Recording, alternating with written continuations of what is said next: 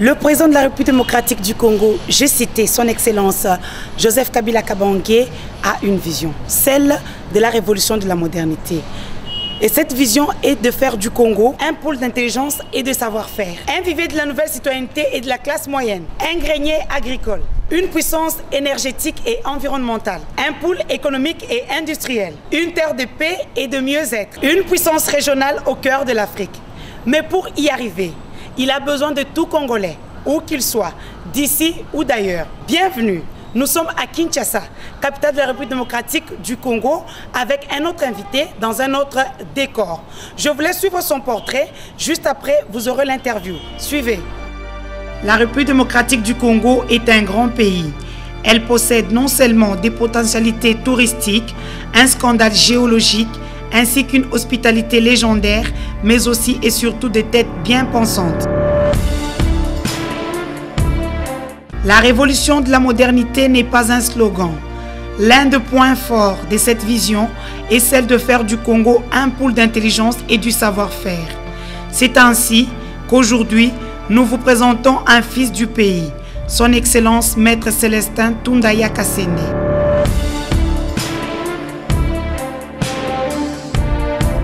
Œuvrant toujours dans l'ombre, cet homme de terrain, originaire du Kasaï oriental, est né à Bukavu un certain 21 juillet.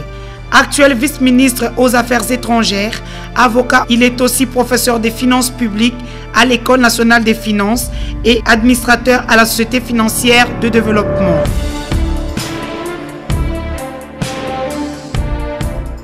Retenons que cet homme fort de la diplomatie congolaise a une longue expérience et n'est pas novice dans le domaine tant politique, professionnel et socio-culturel. Maître Tundaya Kasende a toujours donné le meilleur de lui-même. Sa vie associative n'est plus à décrire. Polyglotte et a à son actif plusieurs missions effectuées à l'étranger afin toujours de ramener la paix en République démocratique du Congo. L'homme fort de la diplomatie congolaise qui milite non seulement au sein du parti cher à son Excellence Joseph Kabila Kabange, président de la République, veut à tout prix l'accompagner dans sa vision, celle de la révolution de la modernité. La modernisation est en marche, le processus est en cours. Excellence, Monsieur le Ministre, bonjour. Bonjour, madame. Merci une fois de plus de nous accorder cette interview. Donc, vous êtes Maître Célestin Tunda, vice-ministre des Affaires étrangères. Et donc, aujourd'hui, nous venons voir vous parce qu'il y a les Congolais de l'étranger qui se posent beaucoup de questions. Et donc, est-ce que vous pouvez un peu leur parler de vous avant de leur dire ce qu'ils attendent de vous? Malheureusement, je vais les décevoir parce que je n'aime pas beaucoup parler de moi-même. Je préfère que les autres me découvrent à l'œuvre et puissent chercher à savoir qui je suis. C'est comme vous avez dit vous-même, Maître Tunda Célestin Yakasende. Donc je suis avocat de profession. J'ai exercé donc la profession d'avocat pendant maintenant plus de 26 ans. Et entre-temps également, j'ai évolué dans les rouages politiques. J'ai été 2 fois député à l'Assemblée nationale. J'ai dirigé notre société nationale pétrolière, la COIDRO. Et maintenant, je suis aux affaires étrangères. Bref, je crois que c'est comme un grand auteur africain, Ole Soyinka, avait l'habitude de dire on reconnaît le lion lorsqu'il attrape son gibier et il le dévore. Mais le lion n'a pas l'occasion de se dire ce qu'il est et ce qu'il fait. Parlons des questions de l'heure. Le coprésident des concertations nationales, j'ai cité le sénateur Léon Kengo-Adoundo, vient de nous apprendre que la machine des concertations est en marche. Les Congolais de l'étranger veulent savoir pourquoi ces travaux et pourquoi maintenant. Pourquoi maintenant? Parce que Ce sont les circonstances en fait qui justifient ces concertations. Contrairement à ce que les gens ont dit, contrairement à toutes les supputations que vous avez certainement eu l'occasion de suivre, c'est le chef de l'État lui-même qui a, après évaluation à son niveau, il a décidé d'initier ces concertations politiques. Parce que le chef de l'État, lorsqu'il a examiné la situation de notre pays, particulièrement au niveau de l'Est, avec l'agression qui nous a été injustement, encore une fois, imposée, le chef de l'État a jugé utile de réunir tous les Congolais pour un échange, n'est-ce pas, en vue d'arriver à la cohésion nationale. Et nous étions tous heureux de constater que par la suite, cette initiative du chef de l'État a été reprise même dans l'accord cadre signé à Addis Abeba en février concernant justement la situation de l'Est du pays. Donc, en tant que garant de la nation, en tant que garant de la Constitution de la République démocratique du Congo, le président de la République doit, n'est-ce pas, saisir toutes les occasions à sa portée et qui lui permettent, n'est-ce pas, de continuer à diriger ce pays de la façon la meilleure.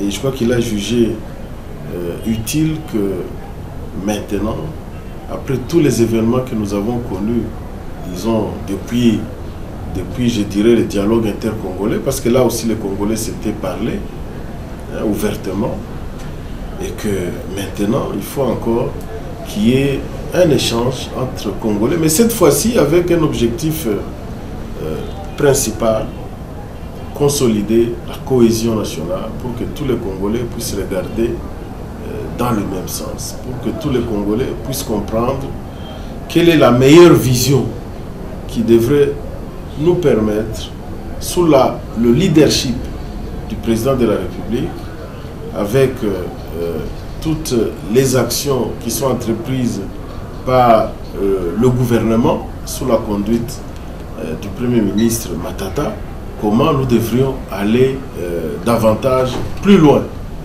hein, n'est-ce pas, sur le plan politique et aussi sur le plan du développement de notre pays. Qui feront partie de ces travaux? Est-ce que toute la diaspora, tous les Congolais qui sont partout dans le monde vont venir? Comment ça va se passer? Non, il faut que nous puissions enlever à l'esprit qu'il ne s'agit pas d'une conférence nationale bis. Encore moins, comme je venais de le dire, ce n'est pas un dialogue intercongolais bis. On ne va pas délocaliser Sun City au Congo pour recommencer, n'est-ce pas, ce qui s'était passé là-bas. Non. Ici, il s'agit, n'est-ce pas, d'un format réduit, mais représentatif de toutes les couches de la nation, de toutes les forces politiques qui constituent la République. Et c'est à ce niveau minimum, il y aura des représentants de notre peuple pour essayer d'évaluer la situation et de voir quels sont les principes que nous devons dégager, quelles sont les recommandations qu'il faut donner pour que ensemble nous puissions regarder du même côté. Excellence, Monsieur le Ministre, quand on parle du Congo, on ne peut pas parler 2 minutes sans faire allusion à l'Est du pays. Les Congolais de l'étranger veulent savoir qu'est-ce qui se passe sur le plan diplomatique, politique et militaire. Parce que avec le temps, ça perdure et on n'a toujours pas de solution. Non, ça ne perdure pas. Nous sommes en train d'évider cette question bientôt. Mais pour revenir à votre question, c'est simple.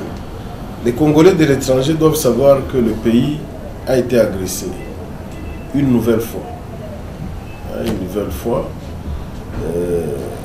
Les quelques compatriotes qu'on appelle rebelles, en fait, ce sont des hommes instrumentalisés. Instrumentalisés par certains pays voisins. Mais on ne sait jamais. Et également par des mains invisibles qui viennent de loin. Pourquoi ils sont instrumentalisés? Parce qu'il faut déstabiliser le Congo. Être le Congo, ce n'est pas facile.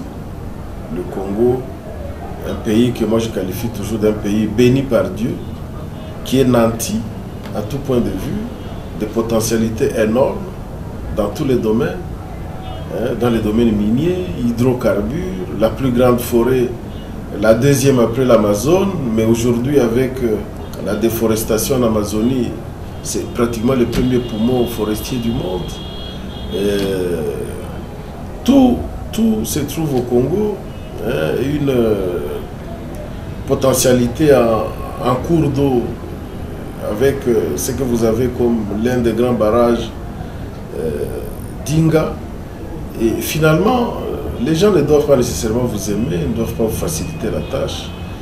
Les dimensions de ce pays, c'est comme un mini-continent, 2 350 000 km². Aujourd'hui, l'économie est stable. Vous venez de l'étranger, d'après ce que j'ai appris. Vous vivez à l'étranger. Et c'est ça qu'il faut aussi dire à nos frères et sœurs qui vivent à l'étranger.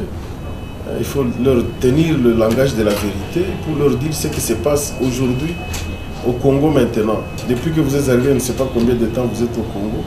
Je crois que vous allez trouver sur le marché et même dans les banques, le dollar s'échange toujours à la parité de 1 dollar 900 francs congolais depuis des années maintenant.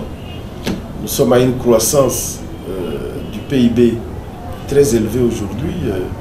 Nous sommes classés parmi les pays en Afrique et même dans le monde qui ont une grande croissance de 8%. Et nous pensons que d'ici 2015, on pourrait atteindre une croissance à 2 chiffres. L'inflation, il y a quelques années, lorsque même nos compatriotes se plaignaient à l'extérieur, il y avait beaucoup de problèmes ici sur le plan social. On avait une inflation galopante à plus de 4 chiffres, 4000%. Aujourd'hui, nous avons une inflation négative, pratiquement en dessous des zéros, parce que les choses sont stables. Et justement, c'est à ce moment précis qu'on doit nous attaquer, on doit nous agresser pour nous déstabiliser et empêcher que ces pays ne puissent pas aller loin. Une nouvelle société de transport est maintenant sur le trafic, n'est-ce pas, avec des bus Mercedes neufs. Si vous êtes passé par Njili aujourd'hui à l'aéroport, vous avez vu qu'il y a un nouvel aéroport modulaire qui est en train d'être construit. Cet aéroport sera terminé d'ici la fin de l'année et on va casser toutes les autres installations pour entamer les travaux de l'aéroport définitif qui sera installé moderne, ultra moderne, qui sera nécessairement être terminé d'ici 2016. Et l'aéroport modulaire qui est en Djili sera délocalisé, déplacé dans un autre centre du pays, à Goma, à Mbujima, à Kananga, que sais-je encore, on va de réalisation. Le pays est en marche parce que l'objectif pour Joseph Kabila, Kabange, c'est avec évidemment le gouvernement à ses côtés, le Premier ministre actuel, c'est d'amener ce pays vers son émergence. Et les solutions? Les solutions, eh bien... sur le plan diplomatique, politique et militaire? Bon, sur le plan militaire, notre armée est requinquée. Je crois que vous êtes journaliste, vous avez suivi maintenant les déboires que nous sommes en train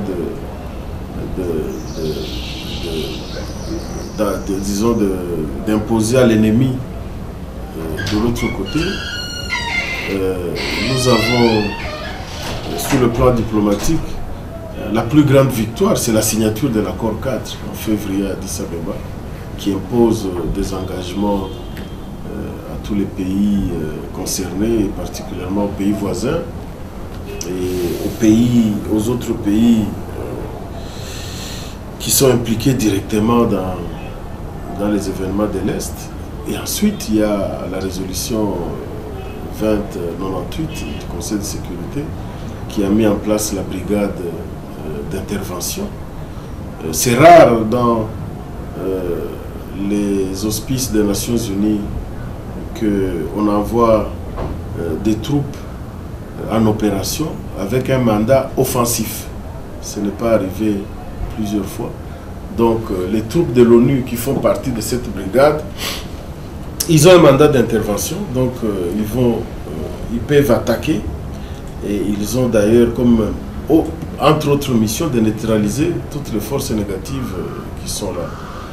Et lorsque l'année passée j'ai accompagné le Premier ministre à New York et à Washington, il nous a fait la démonstration de la manière dont ces forces d'intervention de l'ONU auront même la possibilité d'utiliser les drones pour la surveillance de toutes ces parties qui sont à problème et où il y a des infiltrations, n'est-ce pas, de forces rebelles. Donc sur le plan diplomatique, je crois que, puisque vous me demandez de parler aux Congolais de l'étranger, qui sont d'ailleurs dans mes compétences, hein, parce que je suis du ministère des Affaires étrangères, eh bien, les Congolais de l'étranger donc sont sous ma gestion. Et c'est une parenthèse, je fais tout ce que je peux faire pour essayer de penser à eux et d'apporter des solutions en ce qui les concerne. Donc ça, ce n'était qu'une parenthèse. Mais pour leur dire, par rapport à votre question, que la diplomatie a été active, elle a été dynamique. Et cette fois-ci, au moment où notre armée était encore en pleine reconstitution, nous avons réussi à arrêter l'agression.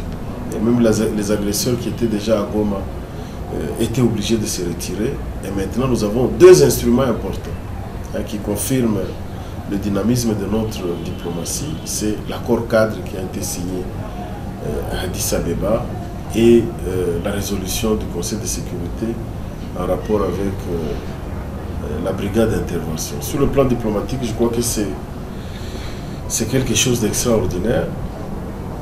Sur le plan politique, je crois que les amis sont en train de suivre ce qui se passe au pays, toutes les ouvertures nécessaires. Et la dernière en date, c'est justement la convocation des concertations nationales, des concertations politiques. Donc ça, c'est vraiment l'ouverture la plus éclatante que le chef de l'État a voulu donner pour montrer son esprit en fait de gérer le pays suivant la volonté du peuple. Parce que le peuple, la population aura l'occasion de s'exprimer et de faire des recommandations sur la manière dont le pays devrait être géré. Excellence, Monsieur le Ministre, à l'unanimité, tous les Congolais de l'étranger ont applaudi le geste fort du gouvernement congolais sur les cas de 21 étudiants en Inde, avec vous à la tête bien sûr, pour voir que la diaspora ne refuse pas toujours ce que vous faites concrètement.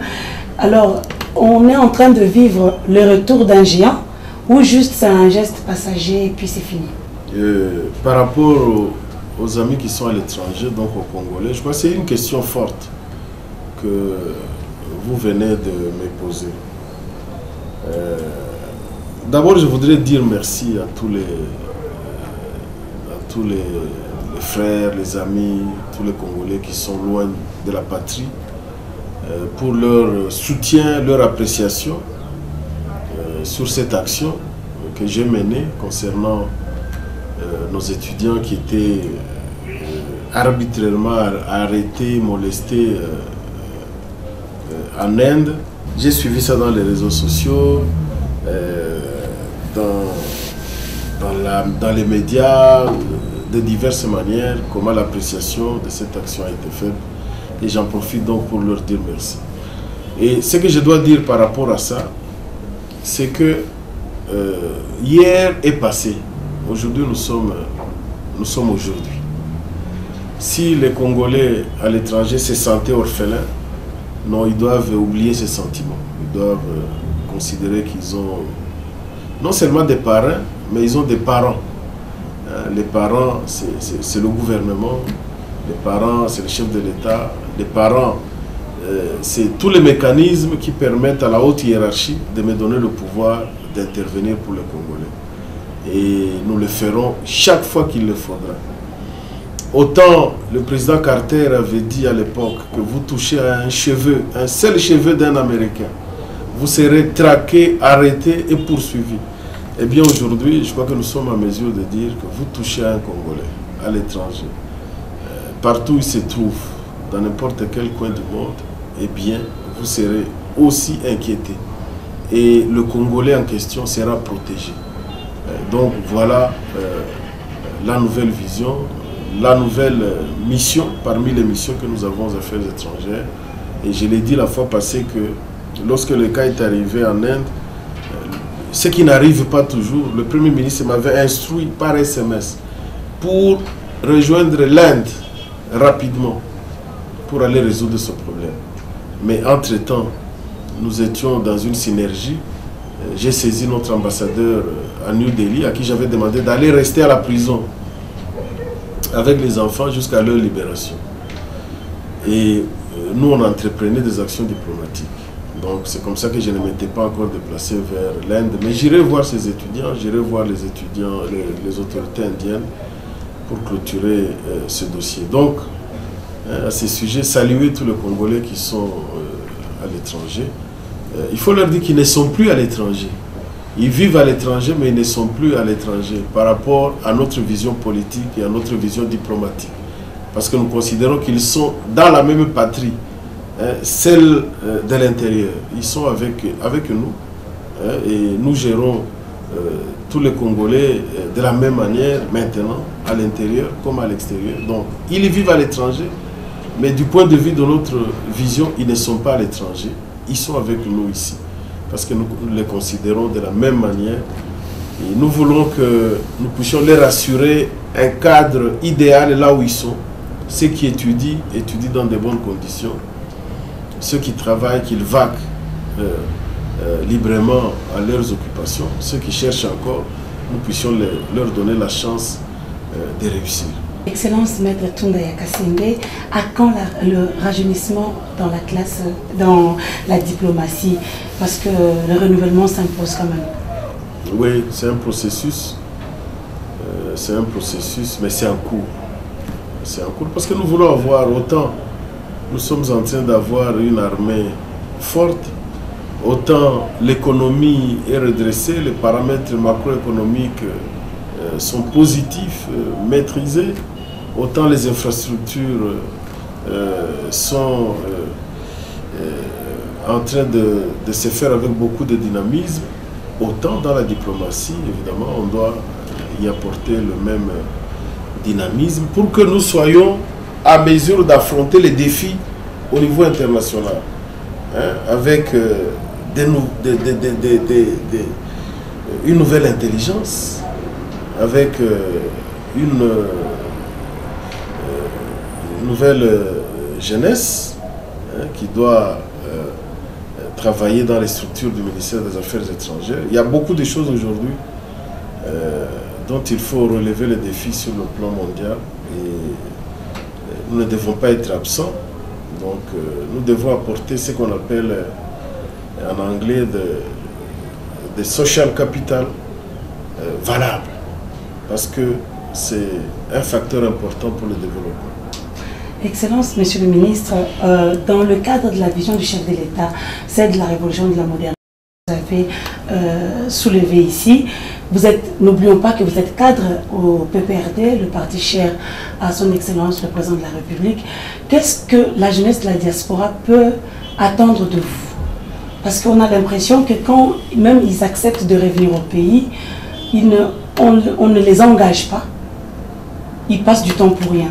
Alors que c'est des jeunes élitistes. Qu'est-ce que vous en pensez? Non, effectivement, vous le dites, le PPRD dont je suis cadre, comme vous le dites, je suis même membre du comité exécutif, eh bien, c'est un parti du peuple. C'est comme ça qu'on appelle PPRD, parti du peuple. Et c'est un parti qui met les intérêts du peuple avant toute chose. Vous savez, les emplois, on ne les crée pas en un seul jour. Et Le chef de l'État, je crois qu'il a déjà eu l'occasion de l'expliquer. Et c'est ce que le Premier ministre Matata fait à longueur de journée. Même quand il réunit, vous suivez à la télé, c'est presque la première fois qu'on voit un Premier ministre, des ministres qui commencent le travail à 6 h du matin. Les réunions à 6 h du matin. Parce qu'il fallait consolider l'économie. Il fallait créer des richesses. C'est avec les nouvelles richesses qui sont créées qu'on peut maintenant créer les emplois. C'est avec les nouvelles richesses qu'on peut assurer la distribution ou bien la redistribution. On ne peut pas faire de la redistribution sur le plan social tant qu'on n'a pas créé des richesses. Moi, je dis tout simplement que, ayant en charge la communauté congolaise de l'étranger, je ne vais pas leur demander précipitamment de fermer les bagages, mais ils verront eux-mêmes la nécessité de revenir déjà au pays. Parce qu'il ne faut pas être en retard. Il faut rentrer, il faut venir quand il est encore temps. Et le message pour les Congolais qui veulent bien venir investir et s'investir au Congo, mais qui hésitent encore? Non, il ne faut pas qu'ils hésitent. Il ne faut pas qu'ils hésitent. Si les expatriés déjà commencent à venir en grand nombre, ils frappent à nos portes du matin au soir pour venir investir au pays. Vous savez, il y a des indices. Il y a des indices. Tout ce qui tracassait les Congolais avant, maintenant nous avons essayé d'apporter des solutions à ça. C'était notamment pour créer une entreprise ici. C'était un chemin de combattants pour créer une entreprise au Congo. Il fallait 3 mois, 6 mois pour avoir un registre de commerce. Il a plu au chef de l'État de mettre en place ce qu'on appelle le guichet unique. Aujourd'hui, vous avez vos statuts, vous avez fait une société avec les actionnaires. En 3 jours, vous avez tous les papiers, en 3 jours, jusqu'à l'attestation fiscale, jusqu'au numéro d'identification nationale. Tous les papiers qui constituent, n'est-ce pas, la gestion d'une entreprise. Donc 3 jours, comme dans tous les pays modernes. Il y a une loi sur le climat des affaires. C'est rare dans beaucoup de pays dans le monde. Mais ici, nous avons voté une loi qui est promulguée, qui est en cours, sur le climat des affaires, pour favoriser les investisseurs qui s'installent ici. Nous avons le code des investissements, qui est le plus attrayant du monde, le plus incitatif. Vous venez, vous créez votre entreprise, congolais ou pas, 5 ans, 10 ans d'exonération sur le plan fiscal, sur le plan douanier. Et pour couvrir tout ça, eh bien, le Congo a adhéré à l'OADA, qui est un système d'harmonisation du droit des affaires dans le monde.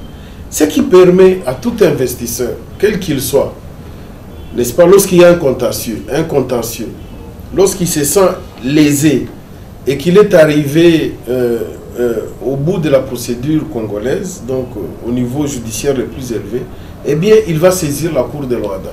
La Cour de l'OADA qui n'est pas au Congo, qui est en Côte d'Ivoire, et c'est là où on va juger l'affaire. On va juger l'affaire, on lui donnera raison ou pas. Et la décision de la Cour de l'OADA est exécutoire. Donc voilà comment nous avons voulu rassurer tous les opérateurs congolais et même étrangers qui veulent investir et œuvrer dans notre pays sur le plan des affaires. On va finir sur une bonne note. Madame Olive Kabila, la première dame de la RDC, vient de faire un geste aux nécessiteux en octroyant des maisons. Vous, en tant que Congolais, quel sentiment avez-vous? C'est vraiment une grande fierté que nous puissions avoir un couple présidentiel aussi humain, aussi proche de la population. Excellence, Monsieur le Ministre, merci beaucoup. C'est moi qui vous remercie, Madame, d'être venue jusqu'à moi. Et oui, comme je vous l'ai dit souvent, les bonnes choses ne durent jamais. Reflet Monde, c'est terminé pour aujourd'hui. Le temps pour moi de remercier l'équipe technique de Kinshasa. Suivez cette émission sur notre chaîne câblée Dorao TV ou soit sur notre chaîne de télévision Doneo TV ou sur www.oneovision.com dans la rubrique Écho d'Europe ou sur www.fongolamatoi.net. Je vous dis au revoir et à bientôt.